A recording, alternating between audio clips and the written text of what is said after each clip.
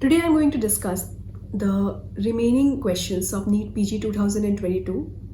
This is going to be the continuation of part 1 and part 2 videos that I have already posted. I hope you gain something from this. Let's begin. Coming to the first question, an 82-year-old patient with hypertension comes with acute onset of breathlessness. Chest X-ray is shown below. What should be done next? So here the patient of hypertension develops an acute problem of breathlessness. The chest X-ray here shows presence of pulmonary edema. So basically what the patient has developed is acute left ventricular failure, which is a hypertensive emergency. And in hypertensive emergency, what the drugs which we should use has to be intravenous.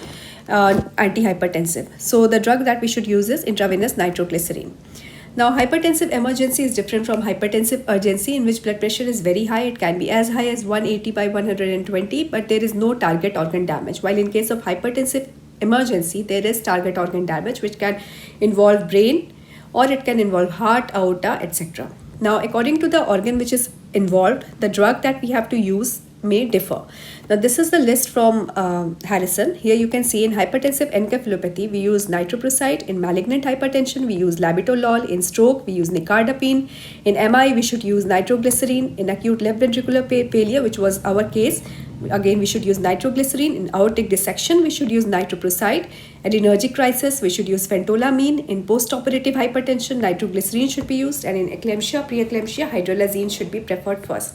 Now coming to the next question, a patient presents with digoxin toxicity. So patient is having digoxin toxicity, pulse rate is 54 per minute with ECG evidence of third degree heart block. What is the best treatment? Now the way we should approach a case of digoxin toxicity is that after giving supportive care, we have to do a gastric decontamination with activated charcoal. Followed by that, we have to give digoxin specific antidote, which is digoxin specific antibody digiband. So this is the answer. Now, digoxin has a very short therapeutic window, and its toxicity can lead to any kinds of cardiac arrhythmias, right from pulsus bigeminis, nodal and ventricular extrasystole, ventricular tachycardia, and ventricular fibrillation leading to death. It can also cause severe AV block, which can lead to severe bradycardia or atrial fibrillation also. Now, coming to the treatment, which I already told. Now you should know what are the indications of giving this digoxin specific antibody. It's life-threatening dysarrhythmias, potassium level more than 5 milliequivalent per liter, serum digoxin level more than 15 nanogram per ml, or clinically significant hypotension or cardiovascular instability. Now we can also use atropine, especially when there is presence of symptomatic bradycardia. So atropine can also be used as a supportive therapy in symptomatic bradycardia. Now coming to the next question, which of the following is used to decrease the concentration of extracellular potassium? So treatment of hyperkalemia is very important, not only for exams but also for clinical practice. Now I have already discussed in previous videos that hyperkalemia causes a lot of problems with the heart. It causes ECG changes and can lead to death. So the treatment first that we have to do is we have to stabilize the cardiac muscles by giving calcium. Intravenous calcium is given first. Followed by that, we give drugs which decrease the potassium by transferring it into the cells, or we give the drugs that decrease the concentration of potassium. Now here among these drugs, the closest to the drugs that we give in hyperkalemia is epinephrine. So that is the answer. I have summarized the treatment of hyperkalemia over here. You can see for immediate antagonism, we give intravenous calcium. Then for rapid reduction in potassium concentration, we give insulin, beta-2 agonist. There is no role of sodium bicarbonate in acute hyperkalemia, but with sustained use of soda bicarb, it can gradually decrease potassium level. We give certain cation resins to remove the potassium level. So you can use sodium polystyrene sulfonate, patiromer, or sodium zirconium cyclosilicate. You can use diuretics, and finally hemodialysis. Hemodialysis is actually the best way and most effective way for decreasing serum potassium. Coming to the next question, a female patient who is a known case of diabetes mellitus and is non-compliant to medication is brought to emergency with abdominal pain, vomiting, and recent onset confusion. On examination, she is dehydrated with confusion and her blood pressure is also low. Urine ketone is present and RBS is very high. Which of these is the best Next best step in management. So what the patient has developed are features of diabetic ketoacidosis, which is a acute complication of diabetes. In these patients, especially when the patient is dehydrated and low blood pressure, you have to give intravenous fluid. So that should be the treatment.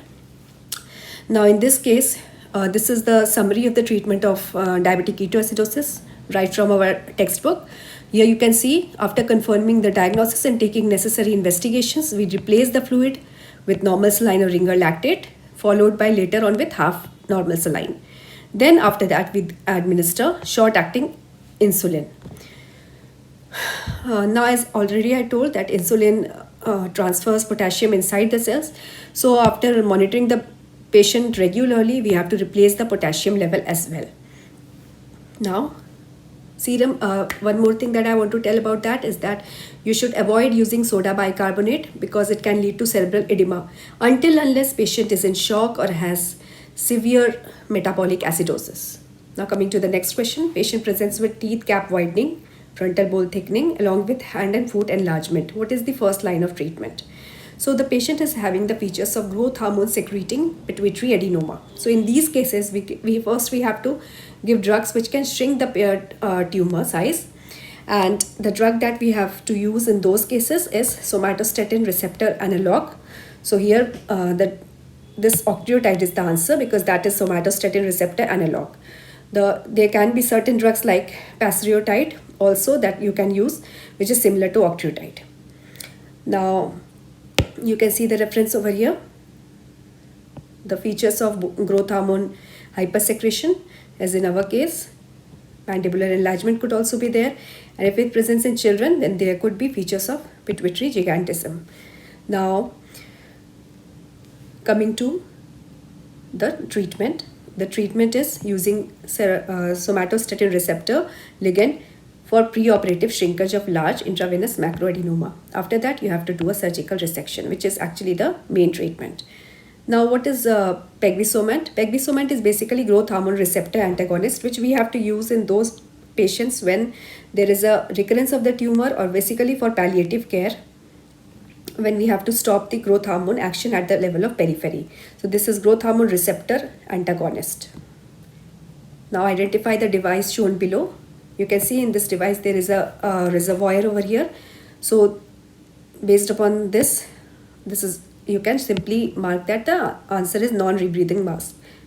Now this is a very good mask for providing oxygen to the patient. You can provide 80 to 100% of oxygen via non-rebreathing mask. But the flow rate is also required very high. It can be up to 15 liters per minute. 15 liters per minute. Now this is the common mask that is used. This is Hudson mask. It doesn't have any reservoir. The percentage of oxygen that it provides is very less, 30 to 40% only. And the flow rate that it usually requires is 4 liter to 10 liter per minute. This is also very important mask. It is called Venti mask or Venturi mask, also called as air entrainment mask. Here, the oxygen percentage that you can give is from 24% to 60%, and the flow rate is also high, 4 to 15 liters per minute. As you can see here, there are different colored adapters. According to that, different FiO2 and different flow rates are provided. Now this is a high flow nasal cannula. This is also very important. It provides warm humidified air to the patient. So here the percentage of oxygen that you can provide is from 21%, that is room air, to 100%. And the flow rate that it can require can be as high as 60 liters per minute. Here you can see what for the complete circuit, what we require is a blender, along with which we require humidifier and a heated circuit. Coming to the next question, 25-year-old patient presents with multiple injuries due to road traffic accident. 2 days later in the hospital, he developed dysplasia and petechial bleeds. Which of the following is the answer? So a patient with the injury developing dysplasia and petechial bleeds. So he is developing basically the features of fat embolism. So that is the answer. Whenever in fat embolism, you can remember that if there is a patient with pre-existing injury developing features of respiratory distress along with which altered mental status and petechial bleeds, then there has to be a fat embolism syndrome. Coming to the next question, a patient on antidepressant medication presents with elevated body temperature, dilated pupils, palpitations, low blood pressure. ECG shows broad QRS complex tachycardia with right axis deviation. Which of the following interventions must be done immediately? So patient, which antidepressant leads to these symptoms? As you can see, these symptoms are the features of anticholinergic crisis. So the antidepressant which leads to anticholinergic crisis is tricyclic antidepressant. So the complication of tricyclic antidepressant is also shown here with ECG showing QRS tachycardia with right axis deviation. So the drug of choice in this case is soda bicarbonate. You can see I have summarized the features of tricyclic antidepressant poisoning over here. The mechanism of action of TCA is because of the blockade of norepinephrine and serotonin reuptake. But it has other actions as well. It causes muscarinic receptor antagonism as well as peripheral alpha receptor antagonism. It blocks the fast sodium channels, leading to impairment in the cardiac functioning. Now, the symptoms start within 1 to 2 hours of the symptoms of poisoning start within 1 to 2 hours, and the symptoms are predominated by anticholinergic toxidrome, which was as the question had mentioned. So patient can have delirium, mydriasis, dry mucous membrane, tachycardia, hyperthermia, urinary retention, slow GI motility. CNS toxicity can also be there in form of coma and seizures. Now cardiac toxicity the most common cardiac toxicity that usually we see is sinus tachycardia. There could be QRS widening, premature ventricular complexes, and finally monomorphic ventricular tachycardia. The most common cause of death in these cases is refractory hypotension. Now treatment is very simple. Soda bicarb is the antidote of choice for cardiac toxicity. The second line is hypertonic saline and lipid impulsion therapy. For hypotension, drug of choice is norepinephrine or epinephrine, and for seizures, the drug that we should use is benzodiazepines. Now here you can see the reference over here. The ECG change that it causes is QRS widening. So in these cases, you have to use soda bicarbonate. Soda bicarbonate, the indications are QRS duration more than 110 milliseconds, ventricular dysarrhythmias, and hypotension. Coming to these are the certain other drugs. The antidote of these drugs I have mentioned over here. So in case of poisoning, what antidote should you give in these drugs? Now look here, ergot alkaloids. In this case, we should give the antidote of nitroprusside. In methylxanthines, propranolol. In MAO inhibitors, nitroprusside again. In antipsychotic poisoning, we should use sodium bicarbonate for ventricular tachyarrhythmias and magnesium for torsades de pointes. Beta blocker effect is counteracted by glucagon. Calcium channel blocker, we have to give calcium and glucagon. In isoniazid toxicity, we have to give high dose pyridoxine. Now coming to the next question, which fluid is shown here? So here you can see the fluid that they have shown contains sodium, lactate, potassium, chloride, calcium also. So these is the classical things that we find in ringer lactate. So that is the answer. Coming to which vitamin deficiency gives rise to the following picture. Here you can see this is the classical Bitot spot, and Bitot spot is present in vitamin A deficiency. So that is the answer. This is the WHO classification of xerophthalmia. Now you have to remember the first clinical symptom is night blindness, but the first clinical sign is conjunctival xerosis. Now after conjunctival xerosis, patient develops Bitot spot, then followed by corneal xerosis, then corneal ulceration less than 1/3 and more than 1/3. Patient can also develop fundal changes and corneal scarring. Treatment is also very important that you can remember. In less than 6 months, we give 50,000 units. In 6 months to 12 months, we give 1 lakh unit. And in more than 1 year child, we give 2 lakhs units. The drugs are given on the same day, followed by that next day, and then after 2 weeks or 1 month later. Now, you can remember here one thing, that if the child is more than 1 year but less than 8 kg, then also we have to give 1 lakh unit only. Now, coming to the next question, multiple fractures detected in antenatal ultrasound, what could be the diagnosis? So multiple fractures without any, you can say trauma, is seen in osteogenesis imperfecta. That is the answer. It has a triad of blue sclera, deafness, and multiple fractures. Coming to the next question, which of these diseases have autosomal recessive inheritance? Now here you can remember, one easy way is that if you remember most of the diseases of autosomal dominant, X-linked recessive, X-linked dominant, then you can simply exclude these diseases and come to autosomal recessive. Among these conditions, all these have autosomal dominant mode of transmission. So this is the answer, cystic fibrosis. I have summarized them over here. Autosomal dominant conditions as X-linked dominant and classical X-linked recessive conditions. Now here you can see Huntington's disease, achondroplasia, Marfan syndrome, Treacher-Collins syndrome, Digeorge syndrome, GLUT1 deficiency, dysfibrinogenemia, familial hypercholesterolemia, Gardner's syndrome, hereditary spherocytosis, Holt-Oram syndrome, Liddle syndrome, MEN 1-2, myotonic dystrophy, Noonan syndrome, Peutz-Jeghers syndrome, spinal muscular atrophy and spinocerebellar ataxia 1 and 6, Stickler syndrome, tuberous sclerosis, von Willebrand disease, Emery-Dreifuss muscular dystrophy, dilated cardiomyopathy, Charcot-Marie-Tooth syndrome, Noonan, progeria, osteogenesis imperfecta. All these have autosomal dominant mode of transmission. The classical X-linked recessive diseases are Duchenne's, hemophilia, and G6PD deficiency. X-linked dominant is Rett syndrome. Now this can also be sometimes be asked, disease caused by gene imprinting. Angelman and Prader-Willi are the classical syndromes. In Angelman, the gene which is deleted is inherited from maternal side, and in Prader-Willi, the gene which is deleted on the chromosome, that chromosome is inherited by the paternal side. Silver, Russell and Beckwith-Widman also have features, also are due to gene imprinting. Now coming to the next question, a child presents with exercise fatigue in OPD with features of McArdle disease. Which of the following enzyme will be deficient? Now it's a very direct question, and the enzyme deficiency in McArdle disease is myophosphorylase. So that is the answer. Glucose 6-phosphatase deficiency is seen in von Willebrand disease, which is the most common glycogen storage disorder in children. McArdle is the most common glycogen storage disorders in adult, and this is the most common in children.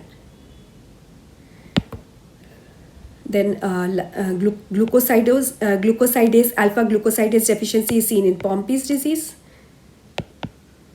And phosphofructokinase deficiency is seen in Taury's disease.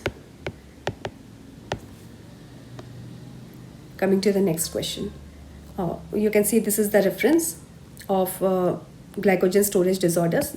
You have to remember this. Von Willebrand disease due to glucose 6-phosphatase deficiency causes growth retardation, hepatomegaly, and these are the classical things that you will see in investigations: hypoglycemia, lactic acidemia, hyperlipidemia and hyperuricemia.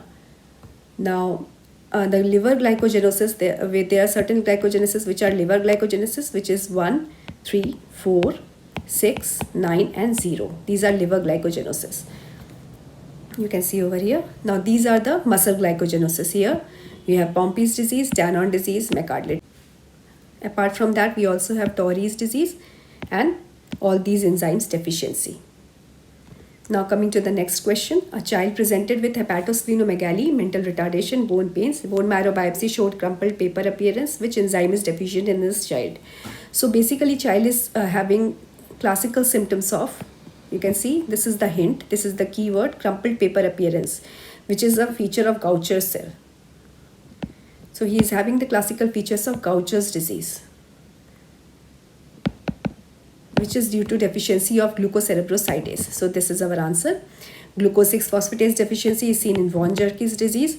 Hexosaminidase deficiencies is seen in multiple disorders like GM2 gangliocytosis, Tay-Sachs disease, and beta-galactosidase deficiency is seen in GM1 gangliosidosis or Morque's disease also, which is MPS type 4. Coming to the, I have summarized the features of Gaucher's disease over here. Gaucher's disease is a lysosomal storage disorder and a common one caused by autosomal recessive inheritance. The disease, it is caused due to beta-glucosidase deficiency, and the problem is accumulation of glucosylceramide. Now it has different features according to the age or according to the severity. For example, here we have type 1, type 2 and type 3. Type 1 is the adult type and non-neuronopathic type. Type 2 is the acute neuronopathic type seen in infants, and type 3 is the subacute type seen in older kids. Now clinical features, classical clinical features of type 1 are thrombocytopenia leading to bleeding tendencies, anemia, hepatosplenomegaly. The splenomegaly is very much marked in these cases. Apart from that, bone pain is there, lytic lesions are there, and a special kind of deformity is seen in distal femur, which is called as Erlenmeyer-Flass deformity. In type 2, you have a lot of spasticity, and it presents in infancy, and it has a very bad prognosis. Now, the hallmark of the disease is Gaucher cell in reticuloendothelial system, which has the size of 2200 micrometers and has a wrinkled paper appearance and is PAS positive. We have the treatment available, which is enzyme replacement therapy. So mannose terminated recombinant human beta-glucosidase is given in the type 1 only. A second line drug that you can use is eliglustat and miglustat. Final treatment is bone marrow transplantation. Now, coming to the next question, a 4-month-old child of HIV positive mother presents with recurrent diarrhea. What will be your next investigation? Now, here we have very good guidelines provided by NATO, and according to those guidelines only, you can conclude that the test that we have to do is HIV DNA PCR on dry blood spot. Now, here is the reference you can see. This is from NATO guidelines, the recent NATO guidelines. The early infant diagnosis, these days the test of choice is total nucleic acid PCR that detects both DNA and RNA. Antibodies can't be preferred at this age because they may persist for as long as 18 months of age. So we can't rely upon antibody-based test. Now coming to this also, you can see same thing. Coming to the next question, which is pentavalent vaccine and MR vaccine vials were opened, cold chain was maintained, vaccines were not expired. What will you do with these vaccines? So basically they have asked question about the open vial policy. So the open vial policy is applicable only for those vaccines which have not crossed their expiry date, which cold chain has been maintained, not submerged in water, all aseptic precautions have been taken, and the vaccine vial monitor also does not show that the vaccine should be discarded. This was first introduced by WHO in 2000, and India adapted it in 2013 and revised it in 2015, and that is the current thing that we have to follow.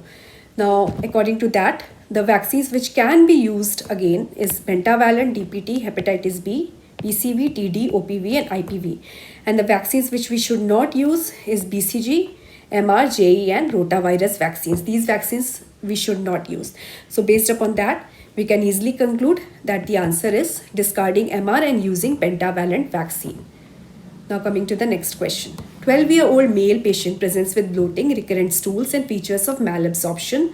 His HLA-DQ2 is positive. What should be the best management? So patient is basically having the features of malabsorption. His HLA-DQ2 is positive. So he is having celiac disease. And in celiac disease, the patient is sensitive to gluten. So we should avoid using gluten in his diet. So gluten-free diet is the thing that we should give to the patient. Now I have summarized the features of celiac disease over here. In celiac disease, the patient is sensitive to gluten, which is seen in wheat, barley and rye. The genotype that these patients have usually HLA-DQ2 and HLA-DQ8. The clinical features are failure to thrive, chronic diarrhea. There can be also iron deficiency anemia, osteoporosis, short stature, arthritis, occipital calcification and peripheral neuropathies. There are certain autoimmune disorders that these patients are prone to develop, and you should remember that because it's important to monitor these patients in future course of action.